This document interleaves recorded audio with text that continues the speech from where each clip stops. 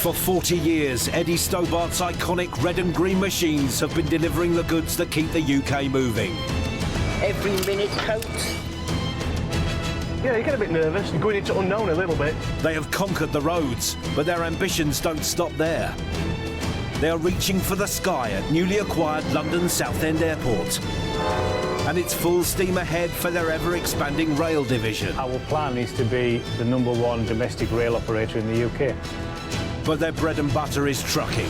And for the drivers on the front line, the pressure is always on. Sit with your head in your hands sometimes thinking, how am I going to get out of this? I'm now in a world of hurt. That's it, abandon it. But if anyone can do it, Rocking and rolling, eh? the truckers can. Here we go, look at that.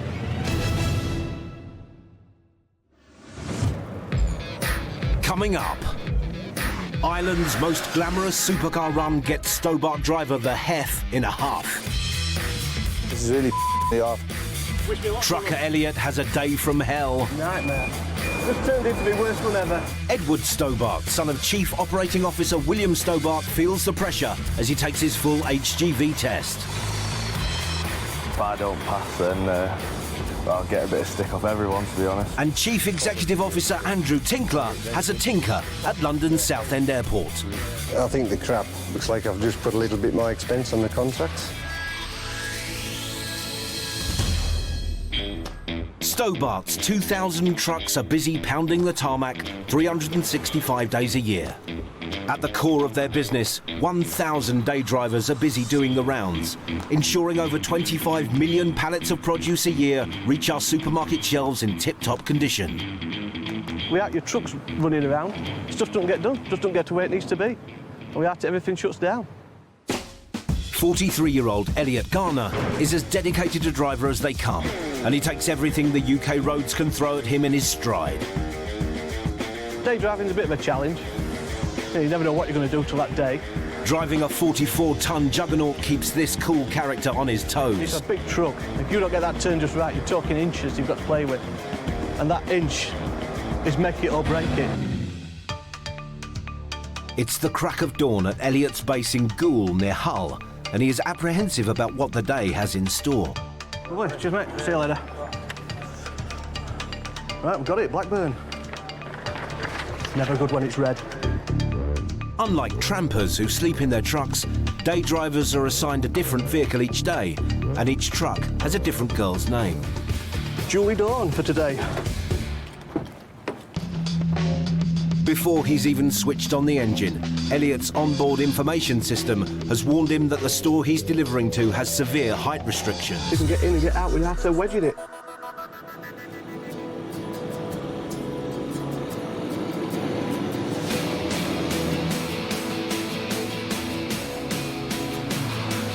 There's one or two, you hear them, you think, don't fancy that one.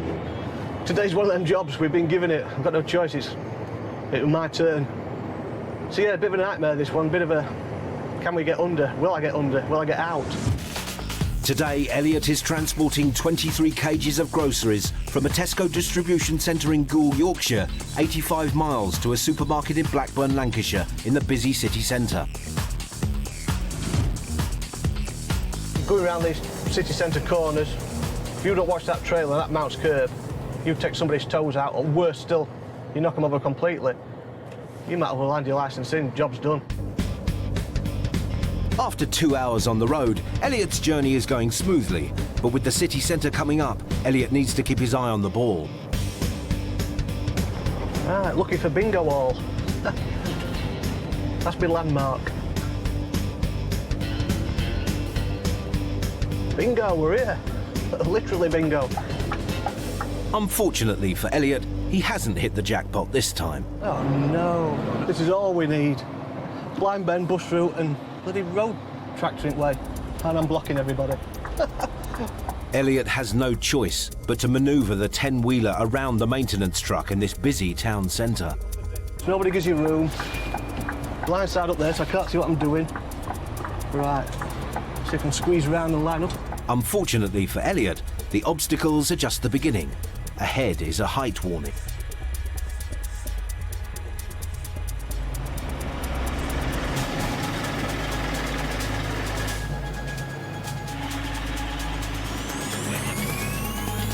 Jesus, they weren't kidding when they said this is tight. Tight is an understatement. Having squeezed into the loading bay entrance, ahead the ceiling drops even lower to 13 foot. But Elliot's truck measures 13 foot and 3 inches, so Elliot can go no further. We just literally stopped before we hit the roof. The trailer is 3 inches taller than the bay, but Elliot refuses to be defeated. So I've got to now drop it, and then we can just get under. The trailer's suspension can be lowered by up to 3 inches by releasing air from the valves. If this doesn't go under, we're not doing it. Elliot needs to proceed with extreme caution. If his speed exceeds 5 miles per hour, the trailer's suspension will reset to its original height, resulting in thousands of pounds worth of damage to the loading bay and Elliot's truck. This is where sweat builds up. Wish me lots of luck. This has really got to be slow. All eyes are on Elliot as he inches into the loading bay. Well, we've hit sensors, we're too high. I've dropped it as low as it'll go, so there's not even worth trying anymore. Unfortunately, we can't let in because it's just sort of spring flow. No, rip them out, you've got to shut all place down, haven't you? Yeah. Right. So that's it then? That's it. I'll back it out then, pull round, I'll have a word with them. See what I do. Cheers, mate, thanks a lot. With the truck too tall, Elliot has no choice but to beat a retreat. Nightmare. Just turned into my worst run ever. First one I've never been able to do a drop at. I'm soaked. Elliot is reluctant to throw in the towel, so he puts in a call to his planner. We'll tip it up front at store? Yeah. Yeah, all right, then I'll have a word with him. All right. All right, thanks a lot. Cheers, bye. Elliot is heading to the front of the store. But tipping on the street has its own set of problems. He's facing an urban assault course. It's these manoeuvres that get you wedged. Yeah, we're close, we're close, we're close. City centres, don't you just love them?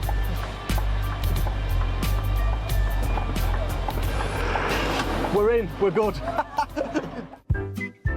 Elliot's perseverance has paid off, and now it's all hands to the pump as the workers form a human chain and tip his load the old-fashioned way.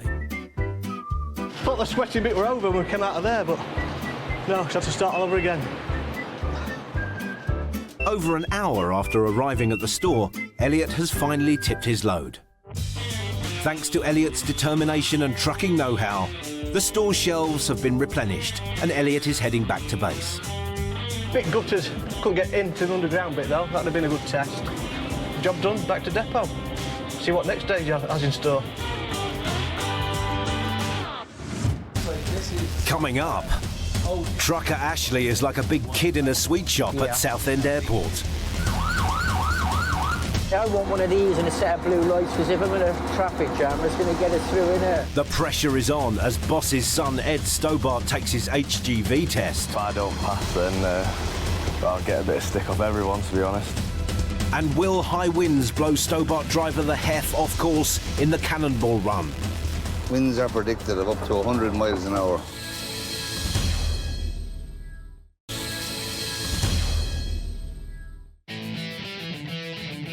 Stobart's army of drivers make a delivery every 5 seconds. Along the way, they have to deal with traffic jams. Traffic. There we go. Cramped living conditions and being away from home for days at a time. This is your bedroom, sitting room, dining room, kitchen, all rolled into one. Their way of life is anything but glamorous, except for the lucky few who get the opportunity to be part of something special. The Cannonball Run. An annual gathering of supercar owners on a weekend jaunt around Ireland to raise money for charity. Stobart not only sponsor the event, but one of their most unique vehicles, the Teletubby, is playing a key role. And the lucky man driving it is 48-year-old Paul the Heffernan. It's an honour to get the chance to drive in the Cannonball Run. A lot of the drivers would like the opportunity. But pleasure comes with great responsibility. And when you're on a job like this, especially when you're racing against Ferraris and Porsches, you have to be on the ball to beat them to the finish line. There's not a happier chappie on the road, but only when things are going his way. I like things to run like clockwork, like And if it does, I'm very happy. If it doesn't, I'm not so happy. The HEF's mission is to beat the supercars to the finish line on each day of the event. His truck, the Teletubby, with its giant built-in screen, will then show the day's driving highlights. But only if he gets there on time. And he can only go at 56 miles per hour.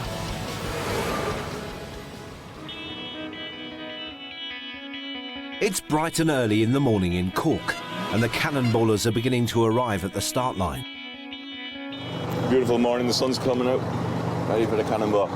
With a 6-hour journey ahead, the HEF is keen to get a head start on the supercars, but he spotted a problem. Enda, you know who's driving this? A 4x4 is blocking the Teletubby. It's a bit stressed this morning. Didn't get any drink at all last night. Never mind the drink, I got very little sleep. No sleep at all? Very little sleep. You Stobart boys, don't need sleep.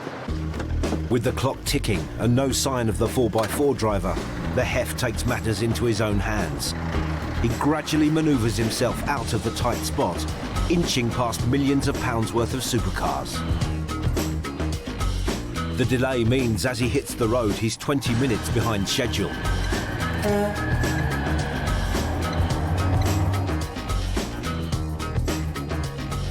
If I didn't make my destination, I don't want to think about that. I might be the most popular guy in Stobart then. From Cork, the Cannonball Run is heading 170 miles to Westport. The supercars are taking a detour with pit stops at Bunratty and Carlmore. The HEF, on the other hand, is taking the direct approach, so he still has a chance of beating them to the finish line.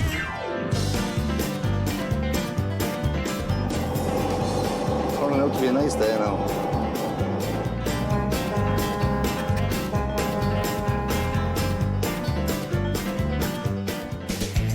20 miles behind the HEF, the Cannonballers are approaching their first pit stop at Bunratty Castle.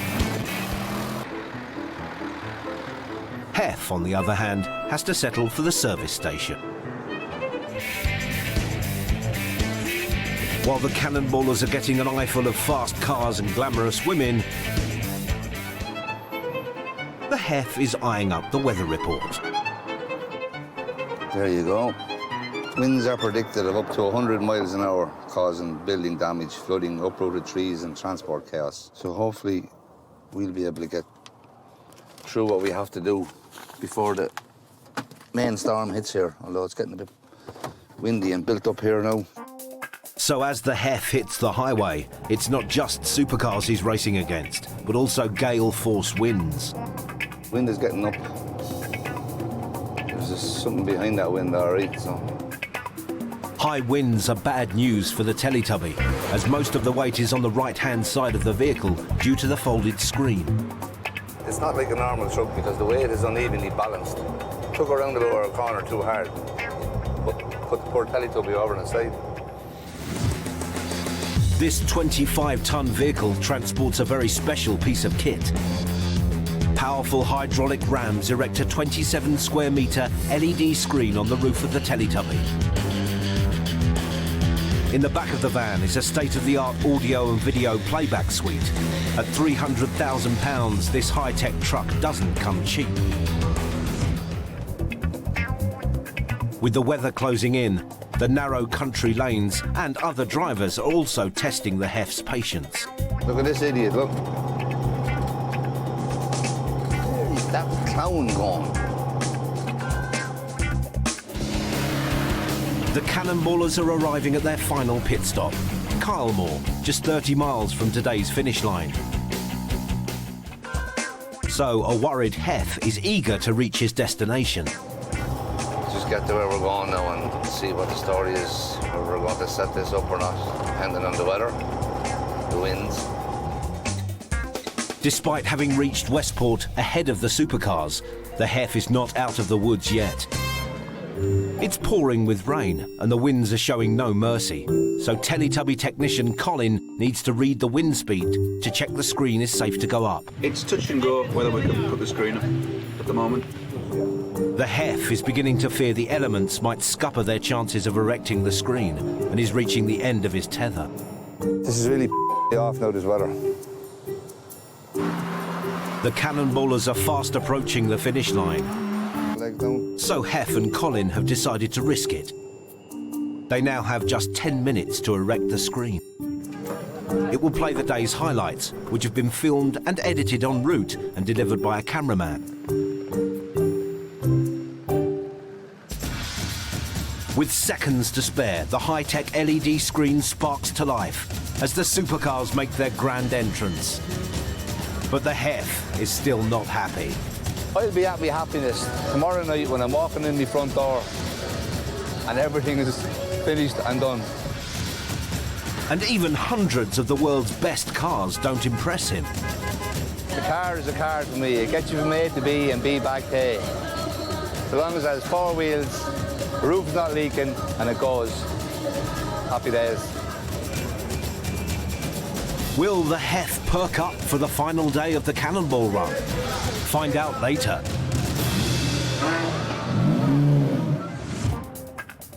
Trucking firm Stobart started out as a family-run business by Eddie Stobart over 40 years ago. Today, Eddie's son, William Stobart, is the chief operating officer, and his son, another Edward Stobart, is keen to keep the family tradition alive and has been working hard to get himself behind the wheels of a Stobart truck. Edward took his HGV3 test 6 months ago, allowing him to drive any of Stobart's smaller vehicles weighing up to 6 tons. I've passed. You passed? Yeah. Well, get on. Well done.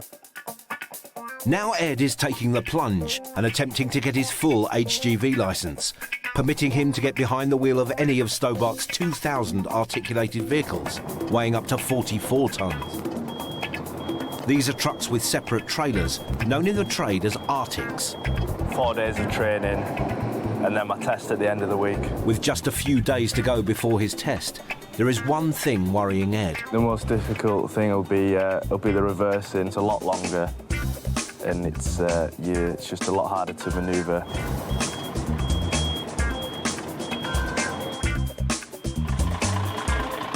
Yeah, it is tough.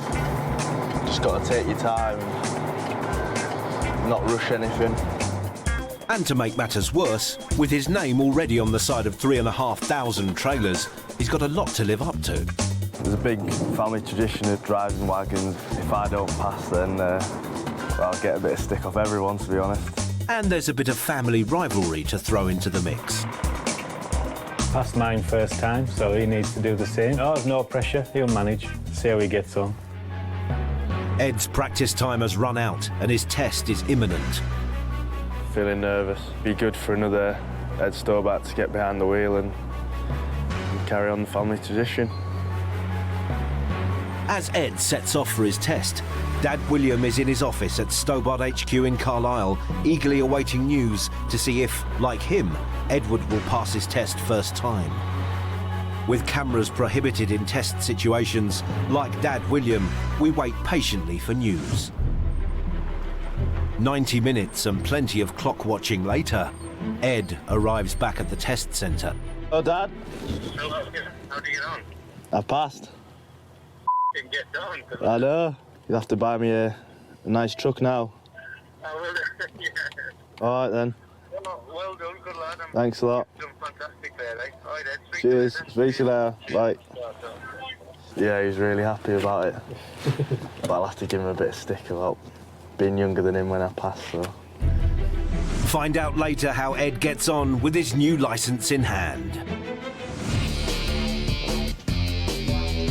In the 40 years Stobart have been in business, their workforce has rocketed and they now have 4,000 drivers on their books. The toughest of these can spend up to 6 days a week on the road and call their truck home. This is your makeshift bedroom, sitting room, dining room, kitchen, all rolled into one. These drivers are known as trampers, and they are the most dedicated drivers around. You know, I get days, I'm driving down the road, I think, yeah, this is a great job, this is, I really do enjoy it. 44-year-old tramper Ashley Maddox has been with Stobart for over a decade, and there's only one thing more important to him than flying the Stobart flag. I'm definitely a Welshman first, and then second I am a Stobart man. Spending over 100 hours each week with his favourite lady, Kate Michelle, house-proud Ashley takes pride in her appearance. And when you're out and about on the road, you meet so many different people that take an interest in yourself and the vehicle. So if you can keep it nice and clean, you know, it makes you feel a bit more sort of proud. But in the British climate, he's got his work cut out. If you spend 2 or 3 hours getting your truck all nice, clean and shiny, you're guaranteed rain the next day. It's bright and early, and Ashley is picking up a load at a Sheffield factory. It's a tight squeeze into the loading bay, but that's the least of Ashley's worries. I was more worried about rubbing me tyres on the curb and ruining all that hard work I've done. Once he's opened the curtains and loading begins, only then does he find out what special cargo he's carrying today. Apparently it's the, when you get to the airport, you've got your check-in desk, and you put your suitcases on that little conveyor belt which weighs them. That's what we got on there. The automated baggage system Ashley is carrying is for Stobart's own airport at Southend, which is undergoing a £70 million overhaul. An inspection by CEO Andrew Tinkler is imminent, so it's vital Ashley gets this bit of hardware there on time. Yeah, there might be a lot of upset holiday makers if it doesn't get down there on time. It'd be a case of, sorry ladies and gentlemen, you'll have to load your own suitcases on the aeroplane because the Stobart driver haven't turned up with the travelator. With the baggage system safely on board, Ashley secures his load and hits the road.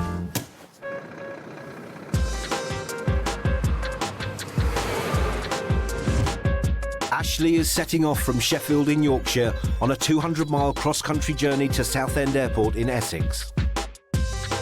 Since the automated baggage system is being delivered to an airport run by Stobart, ever-inquisitive Ashley is hoping to complete the journey in good time so that he can have a snoop around. I have heard they've got some big Fandango fire truck down there, so it would be nice if they could give this a blast over with some other water they got.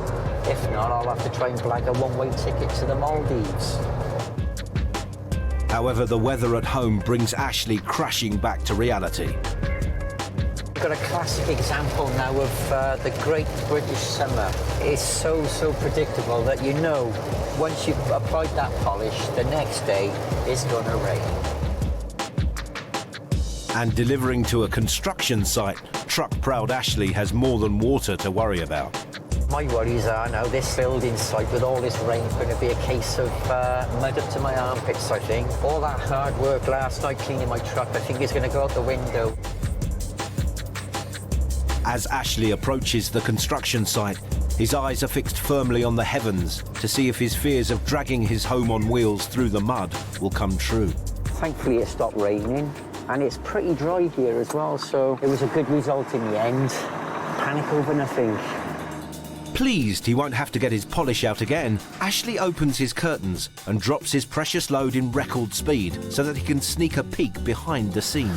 Right, well, I'll say this is oldest vehicle, but I'll say this is my favourite one. Yeah. Ashley heads straight for the fire station.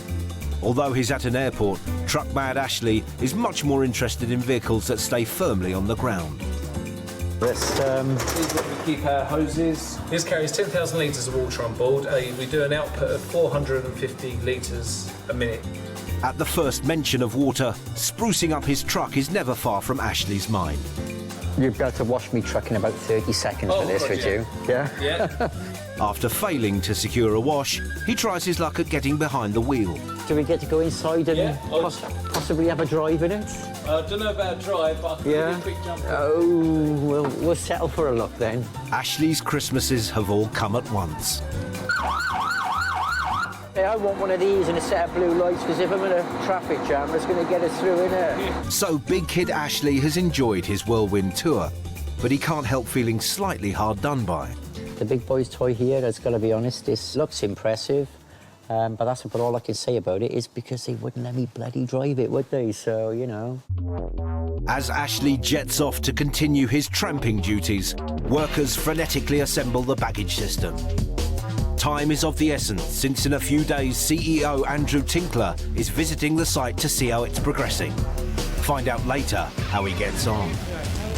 Coming up. Ed Stobart gets excited about his new driving mentor.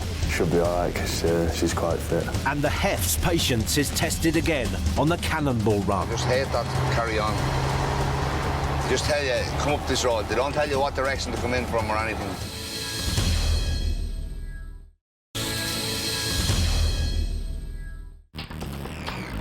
Earlier, Chief Operating Officer William Stobart's son Ed passed his HGV1 test, meaning he can legally drive any of Stobart's 2,000 articulated trucks. I passed. Get down. I know. It's 5 o'clock in the morning, and with his new licence in hand, Ed is ready to earn his keep out on the road, and he's feeling nervous. I'm feeling a bit of pressure about today, just hopefully I won't crash. It's really important for Ed to drive a truck, be on the road. If he one day wants to come into the office, he needs to understand the business. He needs to have a complete underpinning knowledge of all aspects, really.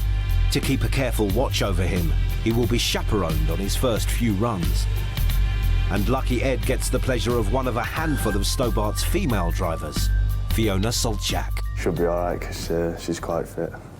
I don't really aim to be in his face too much, just sort of sit back and let him get on with it. I don't really like getting told what to do by women, but Fiona's got a lot more experience than me. Yeah, Phil. Bye-bye. It's time for Ed to bite the bullet and meet his mentor. You too. But there's no time for small talk. They have a delivery to make. And Fiona soon discovers that Ed is in virgin territory. Have you done any driving at night? No, I've never driven in the dark, so it's all new for me.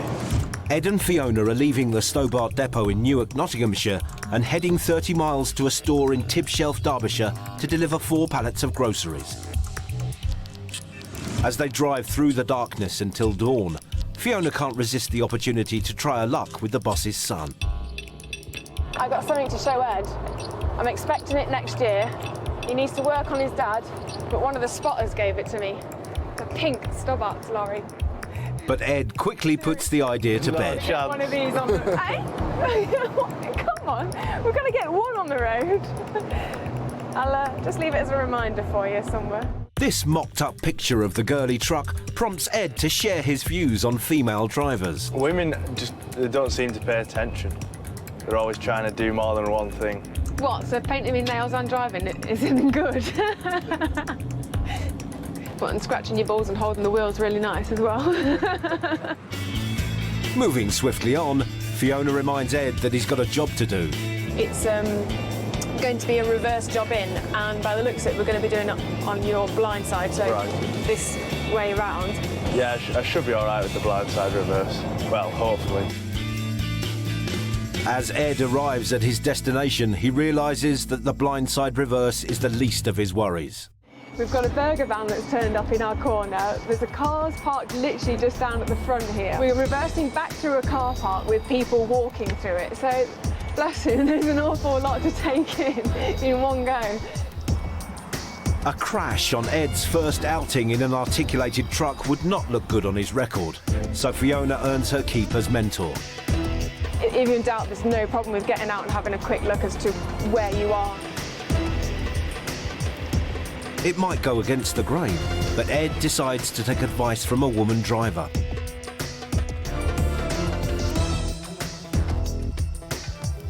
Having battled his way through this tough manoeuvre, Ed has earned himself the highest of praises from Fiona.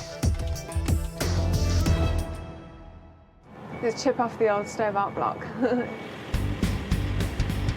Feeling relieved that the truck has arrived at its destination unscathed, Ed unloads the trailer. It's job well done, so Ed and his mentor head back to base. He's done a perfectly fine job of it. Really good. Really pleased. And he's learned a valuable lesson too. I don't usually like taking advice from a lady, but it was good advice. Brimming with confidence, Ed will be going it alone on his next run. Find out later how he gets on.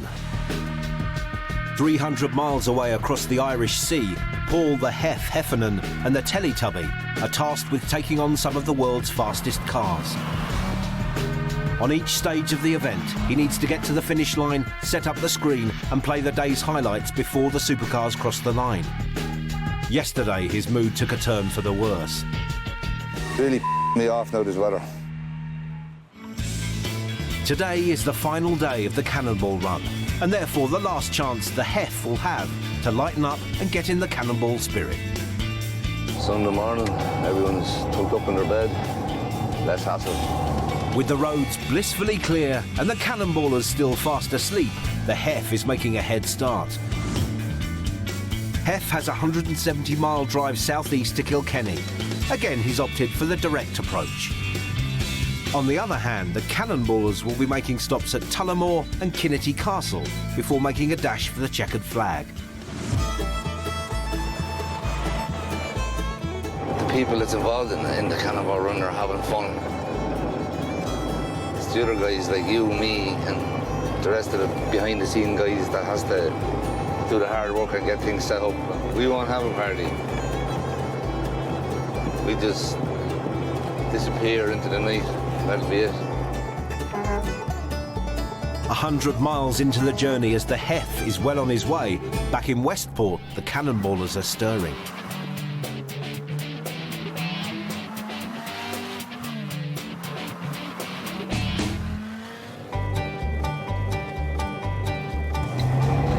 Like I say in racing circles, we're on the final furlong.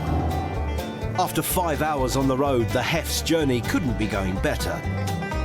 In Ireland, there are no postcodes outside Dublin, so the Hef's sat-nav is no use. He has to get directions to the finish line the old-fashioned way, so he calls his colleague Colin. Did you say to turn right at the roundabout with the tractor beside it, or the next one? The instructions he's been given don't seem to add up. You have me lost, Colin. I don't know the city now. It's not where I thought we were going, so I haven't a clue where I am, where I'm supposed to be now. If there's one thing that puts the Hef in a huff, it's not having proper directions.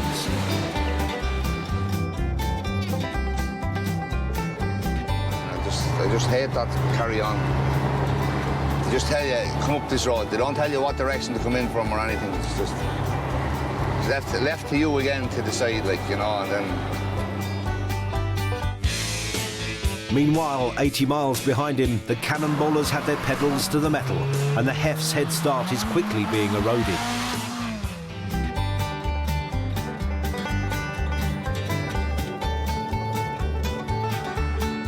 "60 minutes and an unscheduled tour of Kilkenny later, the Hef has finally arrived, but he's not a happy bunny. So he vents his anger at race organiser Enda. No proper briefing on where you're supposed to be, what way you're supposed to come in, like, so... Does get a bit annoying, like. Easy. Enda has his suspicions as to why the Hef isn't exactly having the time of his life. Did you not get any loving last night? It's kind of... With the Cannonballers now just 30 miles from the finish line, the Hef is keen to get the screen erected. But unbeknown to him, he's in the wrong spot. I haven't. So Enda takes him for a stroll and shows him where he needs to be. We can drive on here, we can put our wheels on, but we want to be facing where Teletubby is now. That angle. But that should have been all passed on beforehand, so everyone knows where they're going, what roads they should be in.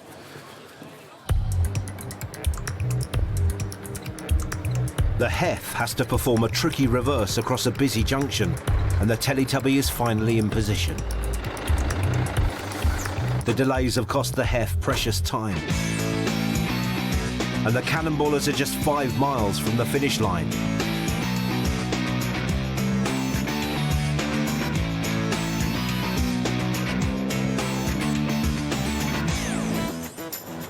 It's 5 to 5.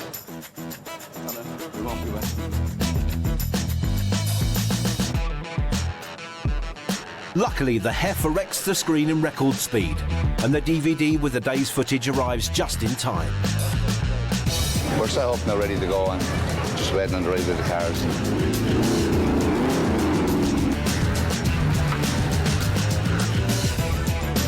As the checkered flag is waved, signalling the end of the Cannonball Run for 2011, Huffy Hef finally admits he's actually enjoyed himself. It's a different experience, and it's a change to what you do during the week like normally, and as I say, you get to meet a lot of different people, and it's all for a very good cause, so I'm just happy to participate and contribute my little bit towards it.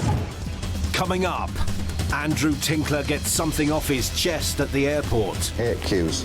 There's no reason to be a queue. You should employ enough people to provide that service so there isn't queues. And Ed Stobart goes it alone. Glad that's out of the way. But under the watchful eye of his dad. I was in there for 53 minutes getting tipped, a bit slow that.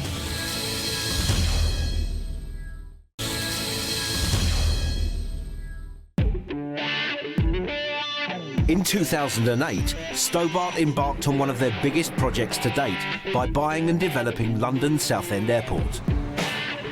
For the first time, they'll be dealing with passengers as well as pallets, and they're expecting 1 million of them every year. We're experts at moving things from A to B, and your actual passengers or the product you're moving is walking in on 2 feet. With the Olympic Games and a new deal with EasyJet fast approaching, the £70 million upgrade of the airport is underway. Turning 170 tonnes of steel, 16,000 tonnes of concrete and 15 miles of electrical cable into a state-of-the-art terminal is no mean feat. With the terminal only 80% complete and the grand opening now less than 6 months away, Stobart's reputation is on the line. So CEO Andrew Tinkler is taking a hands-on approach to ensure the terminal is delivered on time. I want this airport to become the regional airport for London that people want to travel through. The man who has the job of showing the boss how his money is being spent is site foreman and Stobart veteran Roy Hill. He likes everything done right, detail, you know, high standard. Andrew has barely been at the airport 5 minutes, and already Roy is on the receiving end of his no-nonsense approach. I think the crap, honest. There's a lot of pressure on people today, because if Andrew finds anything wrong today, yeah, he will be changing it. It has to be right. We shouldn't have anything wrong here where people will not get the proper experience. Having invested a cool £10 million in the terminal building alone, there's one thing above all else Andrew won't tolerate. Hate queues. There's no reason to be a queue. You should employ enough people to provide that service so there isn't queues. Next up, Andrew casts his beady eye on the baggage system. So from the bag going on to where the check-in was, nobody touches it, and then onto there, into the buggies, and then onto the plane. Onto the plane. So it's quite simple. Simple and efficient, yeah. It's designed to handle 400 bags an hour, and with a price tag of £600,000, Andrew isn't expecting to be shortchanged. And I heard him tell at one of the meetings if anybody loses a bag, he will personally deliver it to him in his car, so. No stone is left unturned as they make their way up to the passport control area. Tinkering Tinkler soon spots an architectural flaw that drives him up the wall. Andrew's an engineer by trade, so they can't pull the wool over his eyes, so he will be looking at the engineering, he'll be looking at the finished touches. I think we should take this out because actually it's really claustrophobic, and I think if you took this out, put a glass balustrade along there, it'd be more open plan, it would be more inviting. Yeah, to achieve the design that Andrew wants, we're looking at possibly a month's work, taking out ceilings, lifting up floors. Andrew's drive for perfection comes at a price. The estimated cost of this change, perhaps 50,000. Looks like I've just put a little bit more expense on the contracts. Andrew may be spending a fortune on the airport, but with a newsagent, 2 cafes and a duty-free shop also under construction, he also knows how to make one. We are going to be controlling the duty-free and the Stobart Cafe. Hopefully, we'll be able to sell a bit of merchandise down here and sign a few fans up at the same time. I'm sure that there's a few plane spotters might become Eddie spotters as well, and vice versa. So far, so good. Andrew realises it's going to be a long haul to get the terminal finished on time. I'm relying on these guys here, making sure that they don't let me down, because if I get let down, there'll be a word said. But I'm sure I can rely on Roy and the guys in here to deliver this on time. It has been a successful site visit, but with the grand opening just months away, only time will tell if Andrew's dreams will become a reality. After successfully passing his HGV1 test, today Ed Stobart is embarking on his first solo run. exciting to get out by myself. A little bit nervous, but it should be all right. Today, Ed has an early start. From the Stobart depot in Widnes, he's heading 60 miles to Blackpool, where he'll be making 3 deliveries to local supermarkets. After an hour and a half and a smooth journey, Ed is eyeing up his first drop of the day. Yeah, it's quite tight, but there, we've got him fine. Knowing it's his son's big day, proud father William Stobart has come into the office early to check up on his son's progress. I'm not nervous at all for him. No, he'll be fine today. The only way to do it, you've got to be chucked in at the deep end and get on with it by yourself, really. Thanks a lot. Cheers. See you again. That's my first ever drop by myself, and yeah, that went really well. But for Ed, there's no time for celebrations. He's got to get to his next drop and fast.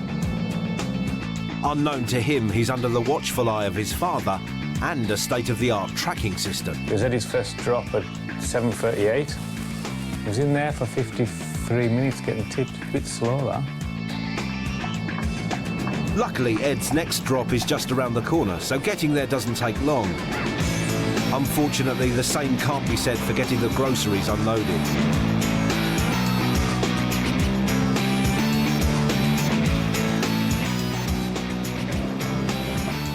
Been at his second drop now for 52 minutes. I don't know what he's doing.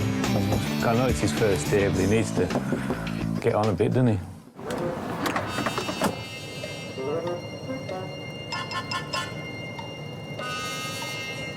Tipped his second drop and way to his third, so it looks like he's doing all right. I'll give him a rinner, see how he's getting on. Give him some pressure.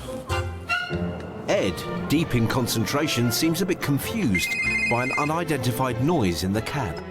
Ed? Hello, Ed? Hello?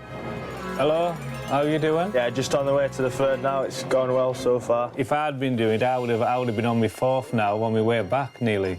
All right, see you later. Bye. Cheers, bye-bye. Unconvinced by his father's claims, Steady Eddie calmly carries on, not letting the family rivalry get the better of him. He says he'd have finished them by now, but I doubt it. Despite his jests, William is a proud father. What Ed's doing today, I must admit, is not easy. He's got roll cages and tail lifts and that, so I've got to admit, if he achieves that today and gets it all right, he's doing really well on his first day. As the heavens open, there's only one more tough drop to complete before Ed has earned his Stobart stripes and can head back to base. Yeah, it was raining. It was a tough blindside reverse. Glad that's out of the way. So, unload now. As Ed prepares to shed his final load, he's earned himself some admirers. Well, it's quite difficult here in Brisbane, but yeah, fine. What he's learned today, and if he's going to progress in the company to a high level, this would be a great grounding for him, and people will respect him for it. First solo run done. Found everywhere all right, so no problems. Now just got to find my way back. On his way back to the Widnes depot, Ed decides to make a pit stop at Stobart HQ in Appleton to refuel. And Dad, with a keen eye on the tracking system, is expecting him. All right. Yeah, it was good. No problems? No problems at all. I've got a challenge for you. What? I'd like to see you do that. I would have been back an hour ago if I'd gone. Not a chance. So I think you should give it a go. And I'll sit there and tell you what to do. Edward, not a problem, that. The challenge has been accepted. Only time will tell if the young pretender can take the crown. Next time on Eddie Stobart Trucks and Trailers. Biomass driver Tim Fox finds himself in a bit of a squeeze. Christ, right, that's tight. It's a race against time for the Stobart rail team. Big bastard, come on. And rookie trucker Paul Russell is in at the deep end. These are the worst driving conditions I've ever been out in.